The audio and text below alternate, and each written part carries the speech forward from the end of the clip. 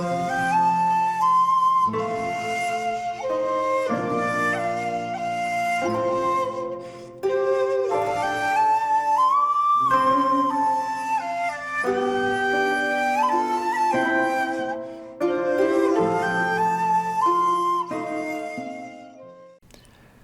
there, this is Solitary Ronin from Solitary Ronin Films, and welcome to a response video to Nazarene Prod, who today put up a video of the top 10 films that sound like you're making the story up. It was a nice, easy to remember title. So this is kind of 10 films that if you break down the synopsis for people, they'll say that can't be real and you're just making it up.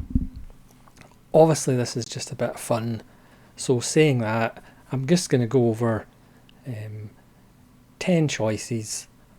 There could be plenty more, and I'm sure we'll see some variation in people's choices if anybody else decides to be foolish enough to take Nazarene Prod up on his challenge. I'll put a link to his video in the description below. But seeing this as a bit of fun, I'll just describe the basic synopsis of the film, and you can shout out what film I'm talking about, and then I'll hold up the physical media copy and you can see if you're right, and you can give yourselves marks out of 10, and you can tell me in the comments how many you figured out. Just a bit of fun, hopefully. So the first one is a Japanese film, which is a remake of a Korean film about a family who take over an inn halfway up a mountain in the countryside to get away from the city and take on guests. But business is very quiet, nobody's coming until one dark stormy night somebody turns up, but tragically in the morning they're no longer living, and this starts a slew of guests coming to this charming little inn run by this family who can't help but die when they stay at the inn. There is claymation in the film. The film is a musical. There's a wonderful performance by a dog. There's a volcano. There is a convict on the run at one point. It's full of wonderful songs. There's also zombies. The tagline is "The hills are alive with the sound of screaming." It's from a famous genre filmmaker, and it's of course The Happiness of the Katakuris by Takashi Miike. I like quite a lot of Takashi Miike films like Gozu and Audition and Dead or Alive, the trilogy, especially the first 14 minutes of the first one. Visitor Q. You may find yourself going, what is going on, and am I dreaming this? Strangely enough, the next film is a musical as well. It's a U certificate, but it's a lot darker than a U certificate would suggest. It's the only time this famous writer of children's books got involved with a film's production, and after it he wasn't involved with any other films adapting his work ever again. It's about 2,500 children being essentially kidnapped to play on the world's biggest and greatest piano by this maniacal doctor. As I said, it's a musical. It's a Technicolor marvel from 1953.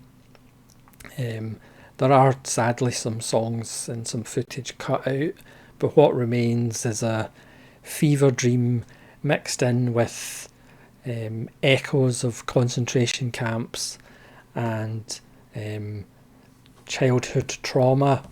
And of course it's the 5,000 Fingers of Dr. T, which is really seen to be believed, and it is in Wonderama,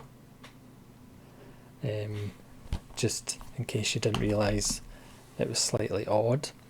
Now, Nazarene Prod also did a video today of Labette, which was one of my choices in the most reprehensible films of all time, Deathmatch, that we did over in Ronan Nazarene Talks. But another one of my choices is a film by an American independent filmmaker who had some success with his debut. This is a film that probably will never get a Blu-ray. You never know. It's not going to be on streaming. You're never going to see it on television, really. It features some wonderful actors, including Philip Seymour Hoffman in one of his best roles. But it's a film about three sisters in a family, and they're slightly dysfunctional. One of them is a successful writer, but is so smug and alienates everybody she meets. Another one has difficulty with relationships. There's an opening scene where she breaks up with her boyfriend. It's quite hilarious. It's darkly comic. Another one is a housewife who thinks she has everything, kids, a husband, but the husband is a psychiatrist who is also a paedophile. And of course, it's Todds Happiness. There's a wonderful scene with a golden retriever and a body fluid. There's some really uncomfortable conversations with the paedophilic psychiatrist as his son asks him questions about the crimes that he is accused of and is guilty of. It is a funny film, but it's not everybody's cup of tea. But by description, you wouldn't think that would necessarily actually be a film, but it is. So next up is an old classic from the 70s, based on a stage play. A young innocent couple, after going to a friend's wedding, who will now be Mr. and Mrs. Hapshat. That's Hapshat. Their car breaks down and they have to go to this mysterious looking place in the country where a scientist who is a bit of a transvestite is having a party, and he is trying to make the perfect man for his own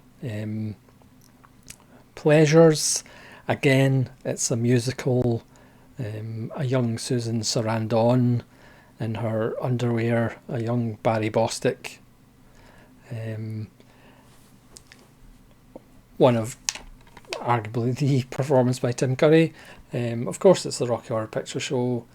It's ridiculous that this is actually successful, because again, the synopsis would make it sound perhaps not. It's the first time I ever heard the word transvestite or transsexual. I had heard Transylvania before, and of course, spoiler alert, they're also aliens. Next, this is from a filmmaker who's famous for making films that when you hear the synopsis you think that possibly can't be true or made up by a madman. This is part one of two autobiographical films, where the filmmaker's son plays his father. The filmmaker's grandson plays the filmmaker as a boy. Because his mother always wanted to be a singer, the actor that's playing his mother sings all her lines. There's a scene where the filmmaker, as a young boy, is scared of the dark, so his mother takes all her clothes off and paints herself black and paints her son black, and they become the night, so they're not scared of the night themselves. The father, who is the filmmaker's son, he goes to assassinate the president by pretending to be the stable boy of the president's favourite horse.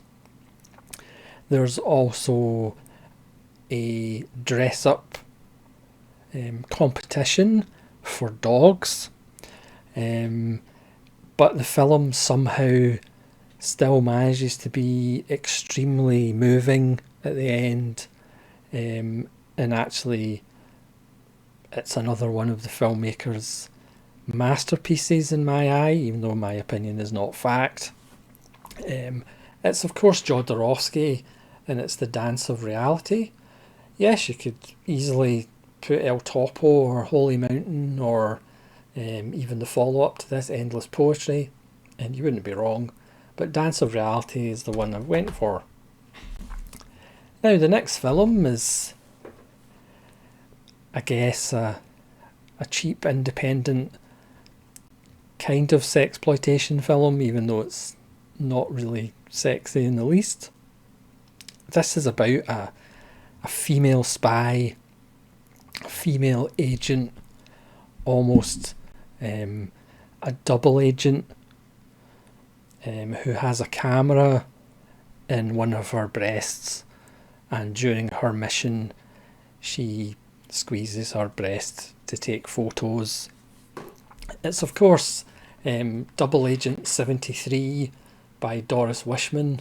This is the Agfa Vinegar Syndrome box set of her Twilight years, the films of Doris Wishman. This has Deadly Weapons, Double Agent 73, The Immoral 3, The Amazing Transplant, The Moving Let Me Die a Woman, Keyholes Are for Peeping, and Love Toy. But this is Double Agent 73. It'll bring tears to a glass eye. Next is another film by Indicator, which stars a comedy legend not doing comedy, stars a French musician not playing music, also stars Jeremy Kemp and Peter Vaughan, based on a true story. This is a harrowing, disturbing film based, as I say, in a true story in the Second World War. It's one of those films that you watch or try to watch, and then when you read the end screed about what actually happened to the real people involved, it's really emotionally quite devastating. It's a film that, where it was shot, because it was shot in a real place, similar to the place in reality, but natural light and natural sound weren't the easiest thing to put in, but that's what they decided to shoot the film in. So lots of the film is quite dark and quite inaudible. Personally, I had to put subtitles on, even though it's a film in the English language, and I know I'm not the only person to put subtitles on. It is, of course, The Blockhouse, which quite a lot of it is in not necessarily pitch black, but off black.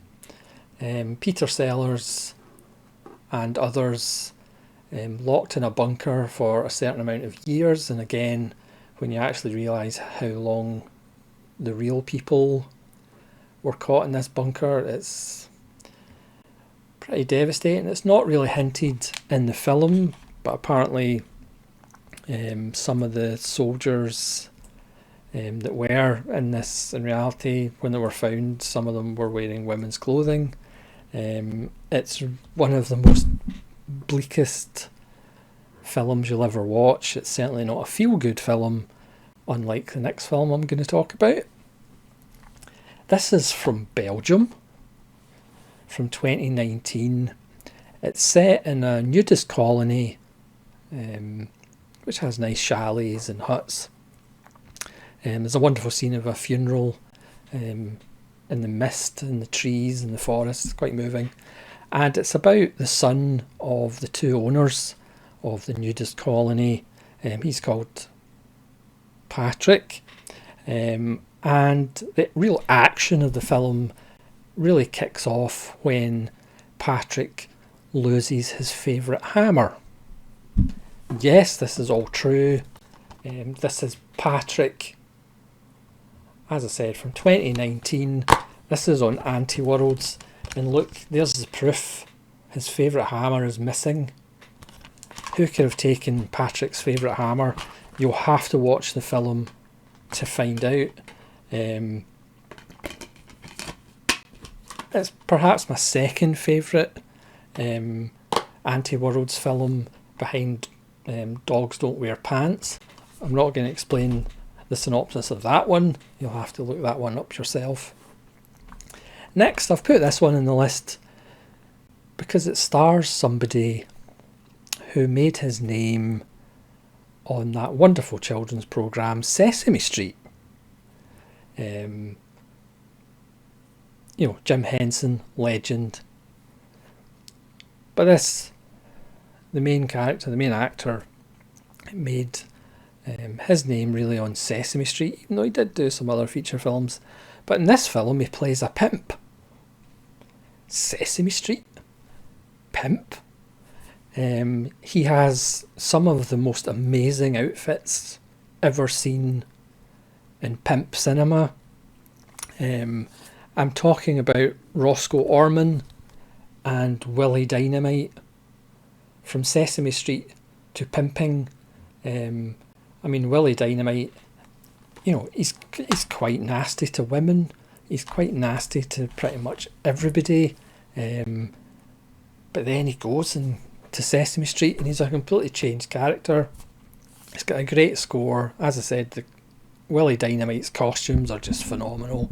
But the thing is, even though he is a pimp, at some point he tries to change his ways and you actually root for him, not just because he's from Sesame Street, but because you get to know him and he's not all that bad, even though he is a pimp, because he does end up in Sesame Street. I've saved the best till last. This is a film that is absolutely baffling. I still don't know whether it's absolute rubbish or an absolute masterpiece. I think it's probably some kind of masterpiece, even though I don't know what kind of masterpiece. Made by a Spaniard. It's a film about the making of a film. But whereas the film that other people were making while this filmmaker was making this film is in colour, this one's in black and white. This one ends up being possibly one of the best adaptations of the film that is being made by somebody else, despite us seeing the actors in dressing rooms without makeup preparing for shots to be shot. We see the curtain is pulled away at some of cinema's tricks, but they still contain the magic of cinema. A lot of it's silent, but just with some strange music.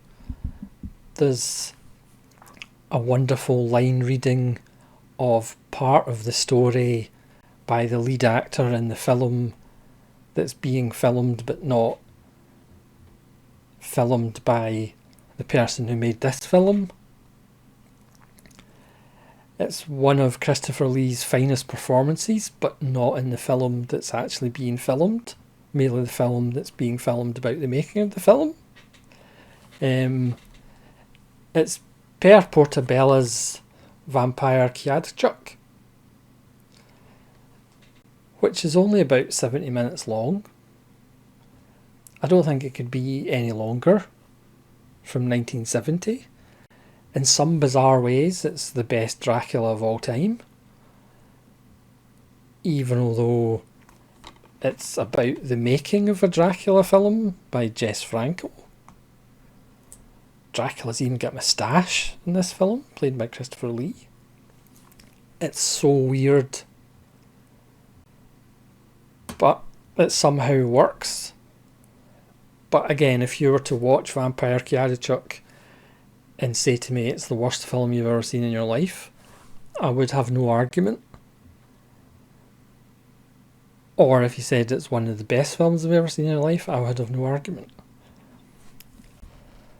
But honestly, it exists, and honestly, it is a film. I've got it in a box to prove it. So thanks very much for watching. That's 10 of films that you could maybe say that's made up by reading the synopsis or listening to my bad descriptions of them. But let me know how many you guessed from the descriptions, and leave some comments of some of your choices. And again, go over to Nazarene Prod's channel, subscribe, and watch his original video, and watch his video on Labette, and then watch our most reprehensible films of all time deathmatch over on Ronan Nazarene Talks. So thanks very much for watching. This is Solitary Ronan from Solitary Ronan Films, saying farewell.